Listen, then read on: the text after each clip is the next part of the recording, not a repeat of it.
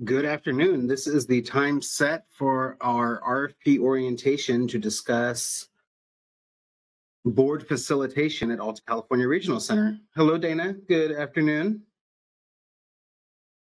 Or Andy, or whoever's over there. Hi, John. It's Dana.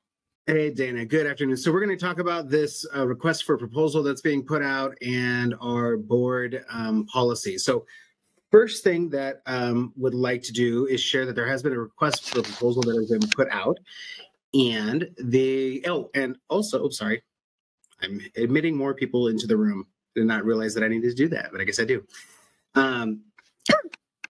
So we have submitted a request for a proposal related to board facilitation, and where this started from, and I will say I'm John Decker, the Director of Community Services at Alta California Regional Center. And where this came from was a revision to a board policy of ours. So a board policy at Alta California Regional Center was modified to include this additional language, which is right here, which is that, and the entire policy, I won't go over every aspect of it, but the ACRC Board of Directors will release a request for proposal to provide facilitation services to the board for up to a 3-year period commencing in 2022. The contract will be set at $30,000 or up to $10,000 per year of facilitation services. The deliverables for the contract will be created by the ACRC Board of Directors. The Board Executive Committee will be responsible for reviewing proposals every 3 years and making recommendation of a service provider to the full board. If vendored with the Regional Center, there will also be an opportunity to receive funding for supporting board members that are Regional Center clients. But what we're looking for is for a proposal for something beyond supporting simply the individuals that are our Regional Center clients that are part of the board. Some of the possible deliverables that we would be looking at is outlined here is transporting board members to and from meetings, possibly facilitating participation by Regional Center board members, arranging for travel accommodations and workspace for one annual board retreat. And the things that are very important, and this actually is part of the request for proposal as well, it's indicating that when the facilitators are working with in this role, that they're going to keep all assignment related information strictly confidential, that they're going to render the message faithfully, always conveying the content and spirit of the speaker using language most readily understood by the person that they are facilitating for, and not counseling or advising or interjecting any personal opinions or agendas in the facilitation that's done, and accepting assignments with discretion in regards to skills, setting, and the client's needs. So, and facilitators shall request compensation for services in a timely manner. That's usually not a big issue with us. People are trying to get paid. That being said, I am involved with this as the Director of Community Services because we do a lot of requests for proposals, but this is different. This is not what we typically do because we typically are doing these for service providers that are going to be receiving startup funds and things like that. But instead, we're looking at doing this out of our operations budget to support our board. And what in essence, we would be talking about, and real quickly on our website, you can go to the request for proposals section and the board facilitation proposal is in there. And even the things that I've described thus far, I hope can give a little bit more insight into what we're looking for as a regional center when it comes to facilitation. But it is significantly beyond supporting regional center clients that are participating in the board meetings. And again, as I get into some more deliverables, I think that'll make it a little bit easier to understand. So again, there's a foundation within the Welfare and Institution Code, as you can see here in the request for proposal document, and I'm going to make it much larger as I share it so that you can see it. Not too large, much larger, but not too large on the screen. And I am recording this. Sometimes when we do requests for proposals, we make the RFP orientation mandatory for people.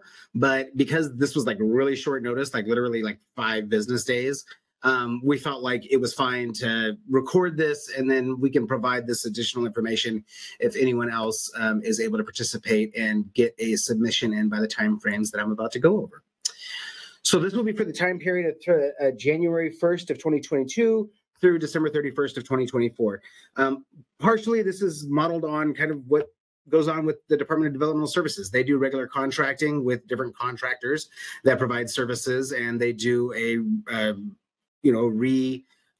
renewal of that contract periodically to make a determination, is that fresh is that still the service provider that they are wanting to utilize to perform whatever special function. In this particular case, the special function that we're looking at is providing necessary training and support to board members to facilitate their understanding and participation, including issues related to linguistic and cultural competency. There's a lot of individuals that join a board and need a lot of support, and it's not certainly just individuals that have developmental disabilities. Community members that are volunteer members of the board is also what we're talking about here. So the proposals can be submitted by an individual, by a group, etc. And we're going to have the proposals to be please turned in by November 5th, which is coming up relatively shortly.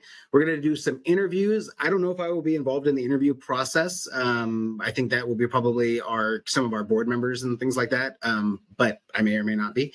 And then there's going to be a selection made, and then the hope is to try to get into contract before December 20th of 2021. I will say every one of these is a self-imposed deadline that we have placed on ourselves to get these things done. And it all was created prior to us being aware of the new vaccine mandate that has come in place.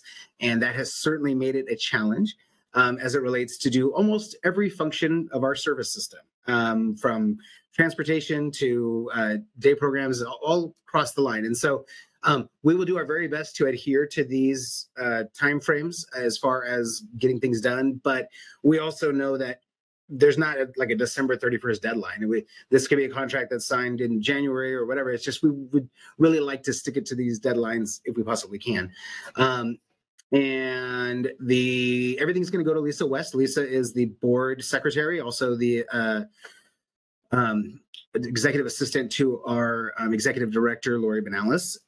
And again, we have right now a $10,000 a year budget that we have set up to fund for some of the activities for board support. And that would not be inclusive of like purchase of service dollars. So if there is purchase of service funds that are going to go to the person that is granted this, then there's separate billing that could be done through that way. So for example, like we already have right now a facilitator that works with us. And my recollection, if I remember correctly, is that's all funded through purchase of service dollars for the work that's being done by her. And so, again, it would be, in essence, kind of two possible ways of looking at funding. But just want to make it clear that whatever supports are being provided, for example, like direct supports to individuals, would not come out of that like $10,000 amount, if that makes sense. Like they would not have to be paid out of that amount. So talking about the scope of the service, so this would be a 3-year process. And at the end of that 3-year process, then the board would release another RFP.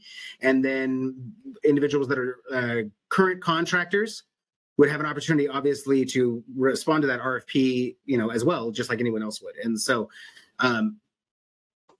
talking about the expectations, and I want to spend just a little bit of time about that. So the contractor provider must adhere to the ACRC's board policy, which I just shared with you right now. And the really important aspect of that is all that stuff that's at the bottom that talks about confidentiality, not unduly swaying people's opinions, like those types of things. We don't want to have to rewrite that all over again. Just as long as we recognize that the contractor provider must adhere to this, and also that let's say we get 1 or 2 years into this, we might have to modify that board policy, like we just modified it just now. And so we'll make sure that in the contract language that comes up, that we'll be very clear about, changing from one provider to the next and making sure that we've got it all outlined very clearly for folks. So different things that the deliverables that we'll be looking at. First, establishing agreements with board members regarding what supports they need to prepare and participate in board meetings. So when we're talking about providing a proposal, it would be good to think of like, for these different areas, what are some of the things, what are some of the ideas? And do we need like a 5-page novel on every one of them? No. Certainly not. But if there's a few key operational steps that you feel need to be followed in order to implement some of these directives, so key operational steps that have to go in place to implement some of these directives, that's the type of stuff, these deliverables, that's the type of stuff that's really good to put in like a proposal. So we just know that you've thought about it a little bit.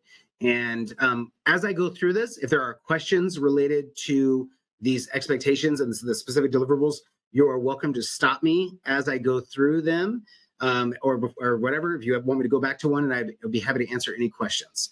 So establishing agreements with board members regarding what supports they need to prepare and participate in board meetings. And it says via survey or interview.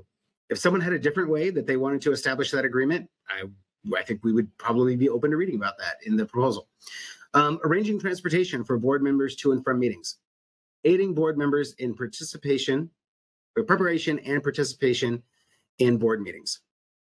And so as we're talking about this, think beyond supporting client board members in these deliverables, but supporting every board member.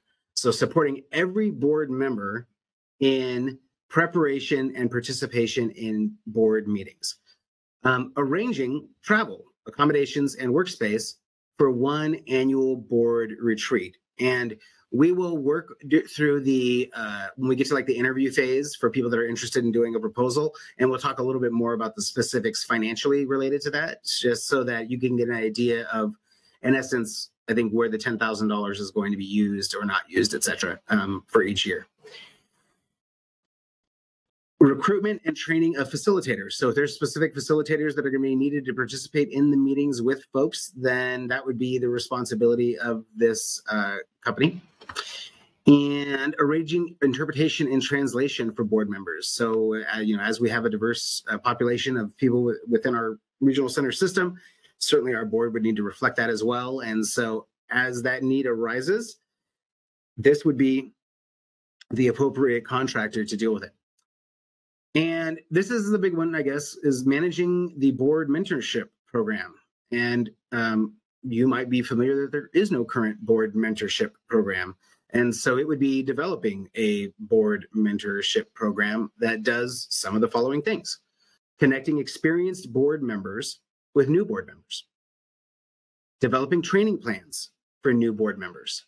Like in the first month after you join the board, here's the things that you need to make sure that you review or are aware of to help prep you for your meeting next month. And as you can imagine, that would be valuable for all of the board members, not just, all the new board members, not just the new board members that are also clients of our regional center. Monitoring new board members' understanding of their duties and connecting them with resources to better understand their role as a board member and, as applicable, to aid in effective decision-making. For example, when to ask for more information as a board member prior to making a decision. So you have the chief financial officer that gives his report about the finances of the agency. If you have questions, is it appropriate for you to raise your hand and ask that question? Or, at what point do you need to be involved in it? Can you stop and ask questions when everyone else looks like they're all in agreement and want to, just move forward with it? These are all things that are very important, I think, to share with new board members when they come on. And again, it spans beyond just those individuals that are clients of the regional center. And then conducting an annual evaluation of facilitation services, and what would be included in that? Deliverables will not be finalized until after an applicant is chosen and contract language is drafted. So we have these deliverables in here. There is certainly going to be room possibly for some modification of these prior to the contract being signed. So this is the kind of the first, round of language for what we'd like to see inside the contract, but we understand, having negotiated a lot of contracts, that the ultimate contract doesn't always include what you at first think it's going to include. And so certainly it would be up to that chosen provider to determine whether or not they wanted to sign the contract based off of any negotiations or agreements with Alta's board. So that is a look at the regional center's idea for the expansion of facilitation services amongst our regional center. Certainly is not meant to be a reflection or a statement on the current facilitations that is being done by the regional center, but I'm hoping that by looking at this and hearing this, it makes it kind of clear where we think that there is room to do more, basically, to support our board members, and why it's important to us, to make sure that we do. So let's talk about how we are going to do a proposal for this. Again, we're not looking for a novel about these things, but thinking in operational terms, thinking in like and I'll go through this a little bit, and maybe we can talk about a little bit tips on answering some of these things. So describe how you will assess the support needs of board members, 20 points. Describe what the important components of a facilitation plan are. What experience do you have with supporting individuals with varied support needs, including developmental disabilities? Talk about your experience serving diverse populations, including cultural and linguistic diversity. How will you assess if the facilitation plan is effective? I think that's a very important one for someone to be able to articulate. And then provide an example of a facilitation plan for an individual with developmental disabilities, any diagnosis, participating in monthly board meetings in person. So this is when you get to make up a fake individual and a fake set of symptoms and diagnoses that they have, as long as they are a regional center client, and what their support needs might look like, and how you would go about ensuring that those support needs are met so that they can participate fully in the board meetings and in the board, votes and discussions and everything else. Now, I don't think that we have any information on here on how long each of these sections need to be, but we're talking about like 15 days here when we'd like to get these responses. So that being said, there's 5 sections and 15 days. So I would not see that we would want a whole lot per se in here for these different things. So, keeping these sections under 250 words, which sounds like it's a lot, but it's not really a lot, would probably be a wise decision if you can, just looking at how much work it is.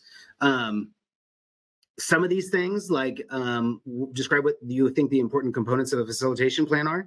If you've done a bunch of research and you think that there's something existing out there that explains all the great components of a facilitation plan, and you want to cite that as what you would look at utilizing, just do that then. Like why what it is and why you want to use it. That should be significantly briefer than describing everything. That being said, though, if that is not something that you have, but you have strong feelings about other things that need to be in part of a facilitation plan, I would encourage you to just write that in as well. Again, we're not going to cap the number of words. So if someone really wants to get into this and writes something really, really, really lengthy, that's fantastic. But just letting folks know that, I don't know that necessarily is going to be a requirement per se, because there's still an interview process where there's going to be a lot more opportunities to discuss things as well. So, and then providing an example of the facilitation, how you will assess if the facilitation plan is effective. Again, I think that's something that there's maybe some research out there that you could take a look at, but also just through experiences and developing plans for people, whether they're people with developmental disabilities or not. How do you assess that plan? How do you ensure that it is effectively meeting the needs of the individuals and that they're able to discharge their duties that they are assigned to? So going into the attachment requests, so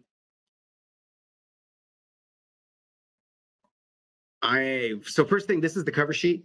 And it's not the most complex thing in the whole world, but if there's any issues with it, if you could just copy and paste it and fill in your information. That way we have them separated, and when they're filed, it's really easy for us to look up. For the references, if you could throw some references in there, that would be fantastic. Folks that our board, may decide that they want to contact or not. And then the last thing is just to put resumes in, is just to attach resumes of key staff that would be involved in this. So with that, that is the information that is contained within the RFP that, again, is located on ACRC's website. It was also sent out widely to our service providers. And I would ask now if there's any questions about this, and then that will be where that will be done. So questions. And maybe I should stop sharing my screen, sorry.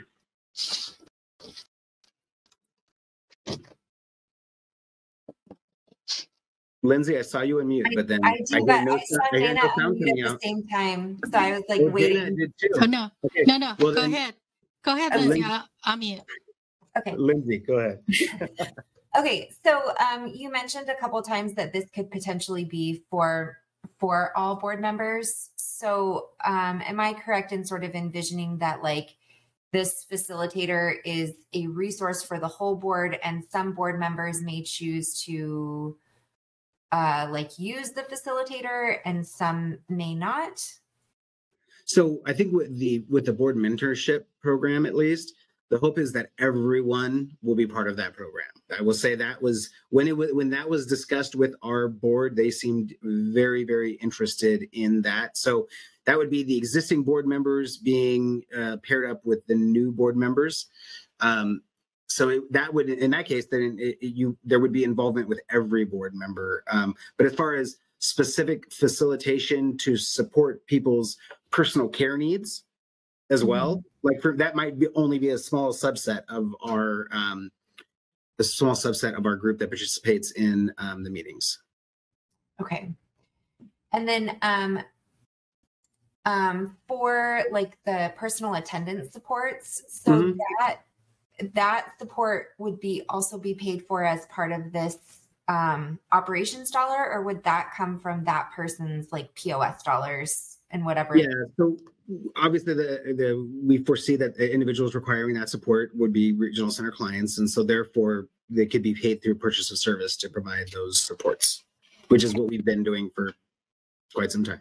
Okay. And then the facilitator's role would be sort of making sure, like connecting that support with the board meeting and arranging for that to happen at the board meeting.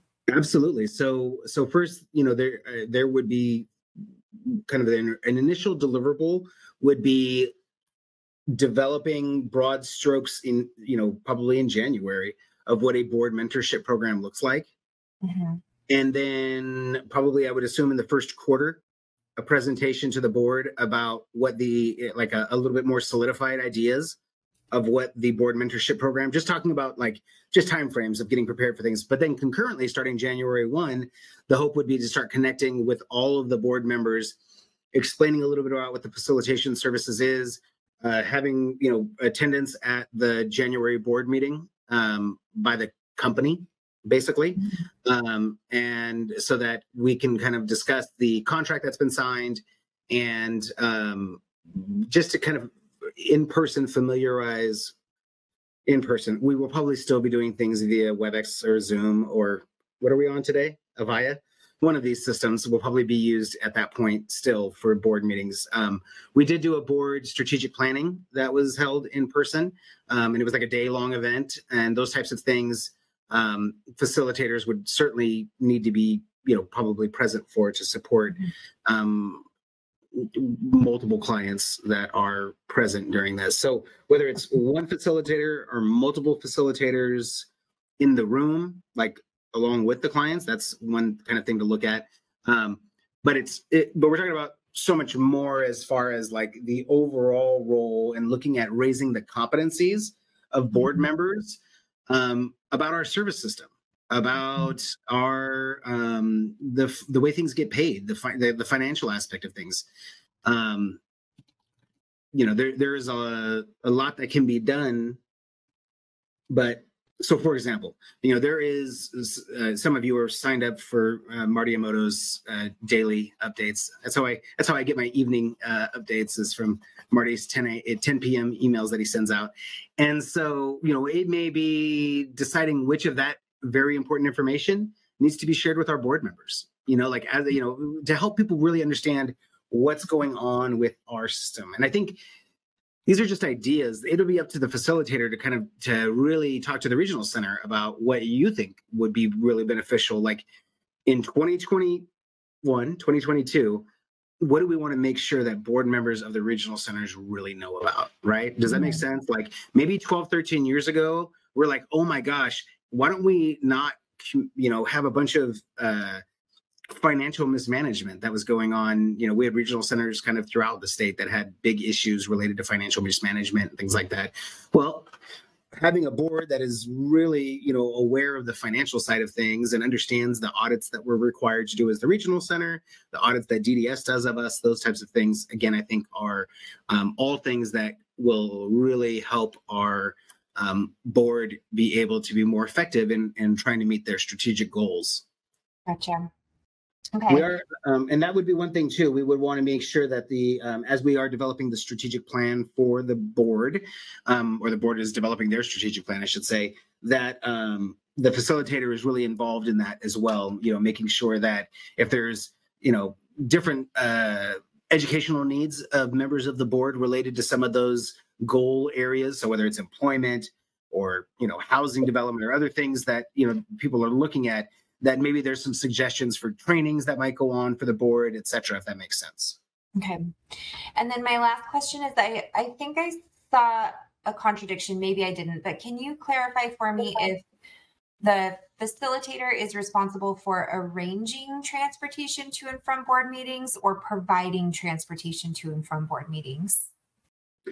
Yeah, so we would have to take a look at that specifically based on what the transportation needs are of the individuals. We certainly can fund some transportation costs through purchase of service for individuals that have developmental disabilities. But for example, it's not uncommon for us to have elderly individuals as well that are part of our board that have a challenge getting to and from the meeting. So in a perfect example would be contacting the board member in advance of a week in advance of the meeting. Do you have your transportation set up?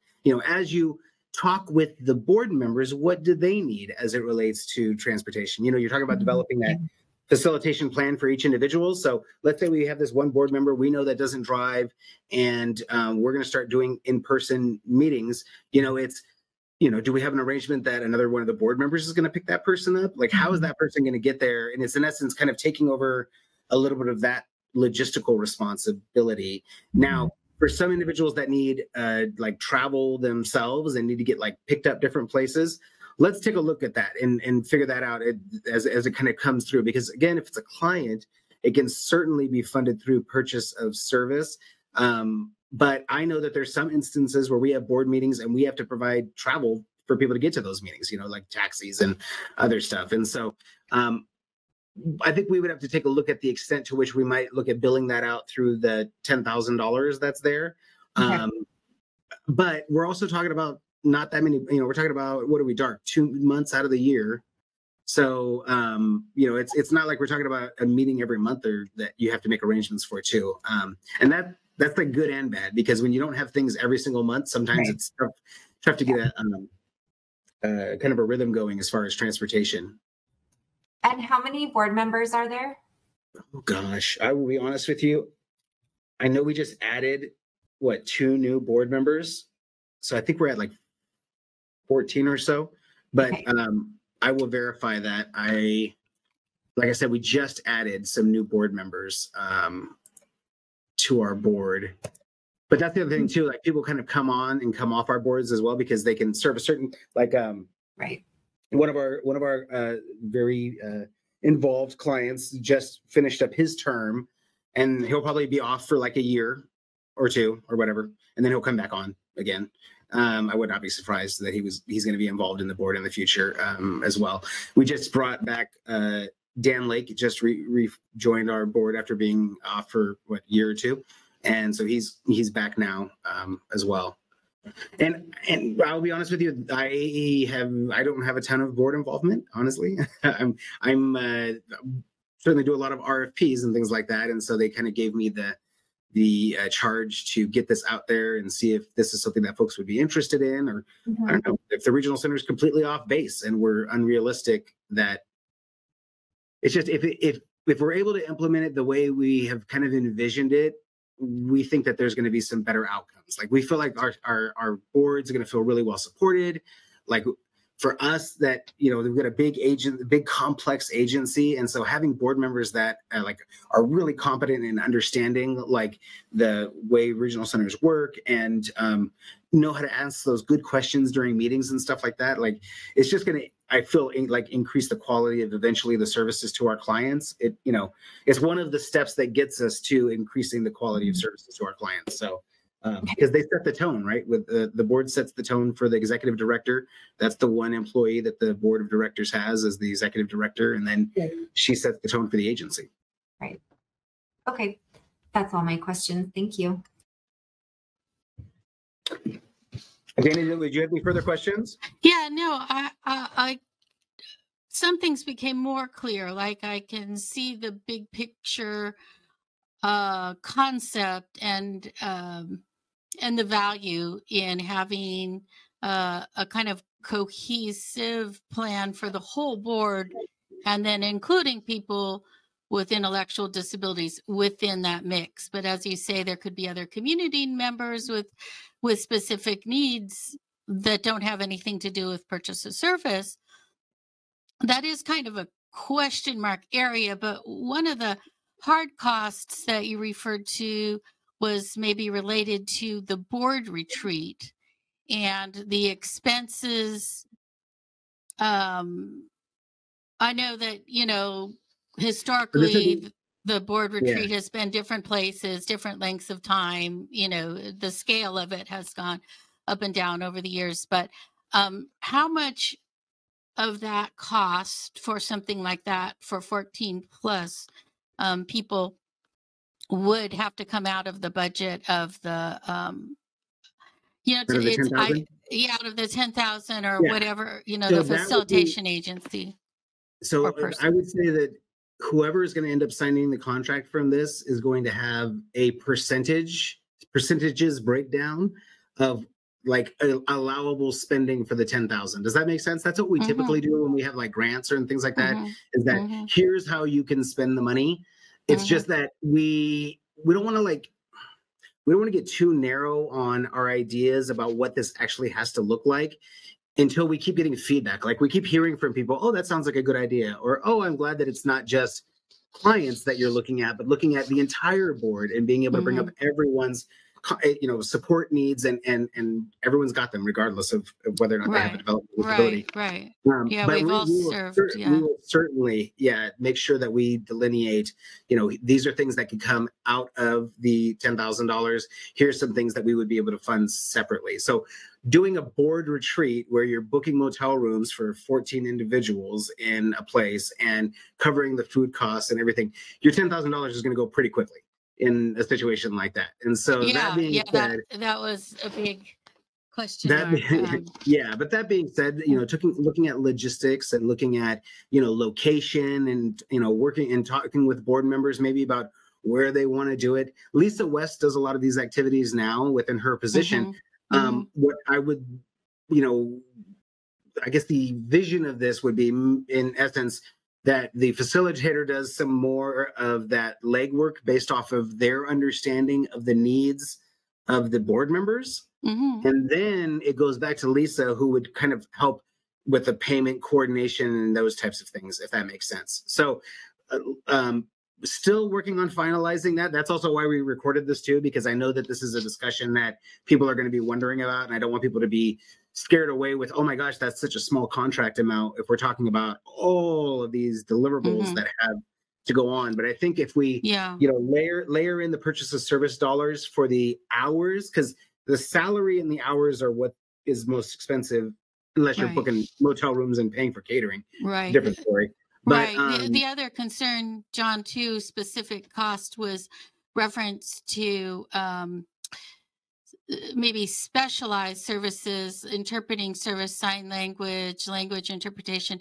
Those could be high value services that would be beyond the scope of probably most generic facilitators that maybe we could hire, unless someone had somebody already within their circle of family, friends, whatever, that could be recruited. But if not, and then making that filling that need would require going to a specialized service or something, which could be quite costly, even for a 2.5 hour meeting. But if you're really talking about, increasing the core competency of all the members, et cetera, there could be a lot of homework and things like that involved for everybody. So those hours could add up, and if they could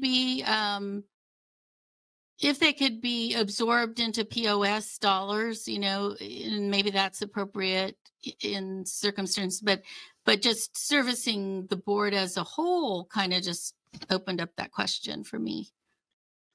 Yeah, absolutely. And that would be one way to do it, would be to fund some of that stuff through purchase of service. And certainly we've got the service providers, well, at least we do for now. We've got the service providers that can provide, a lot of those supports. But, that if we only limit like language access supports to people that are our clients, then we're kind of missing the point though, right?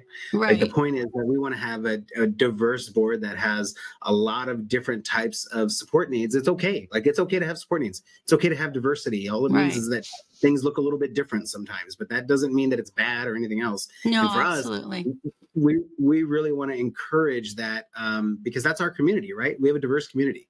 And so, I think that if we got into a position, for example, where we have an individual that was deaf and that wanted to participate in our board and was interested in maybe some of these new initiatives that the Department of Developmental Services is doing, with the deaf coordinator positions and things like that at the regional centers, then I think our regional center needs to put some money out there and figure out a way to get that translation and interpreting services available for that person.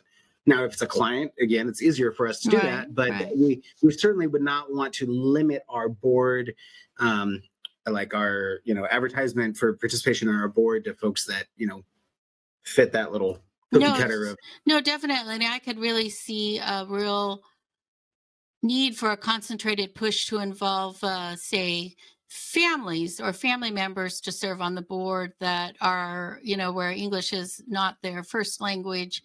And so, that would be commendable and tick a lot of boxes in terms of diversity and, all those other things.